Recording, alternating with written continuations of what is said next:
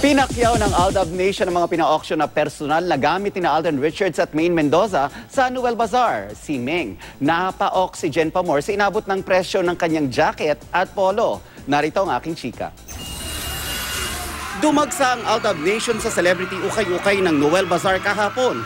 Nagpa-auction kasi sina Alden Richards at Maine Mendoza ng ilan-ilang personal na gamit.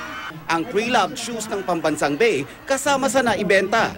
Ang proud owner ng mga sapatos ngayon, ang magkakapatid na dumayo pa mula sa San Francisco, USA. Nabili ang sneakers sa halagang $300. Ang jacket naman ni May na isinuot ng karakter niyang Sigara sa first Aldab movie na Imagine You and Me, nabili sa halagang 15,000 pesos. Ang maswerteng lola, niyakap pa ni May sa entablado. Masaya daw na buhay ni Lola dahil sa amin. And believe it or not, ang polo na isinuot ni Maine kahapon, pinag-agawan pa ng Aldab Nation. Halos imatayin nga si Mengay sa stage dahil nabenta pa ito ng mahigit 12,000 pesos. At ang ilang fans, kilig na kilig nang maiuwi ang personal na gamit ng dalawa. All for the love daw sa GMA Kapuso Foundation.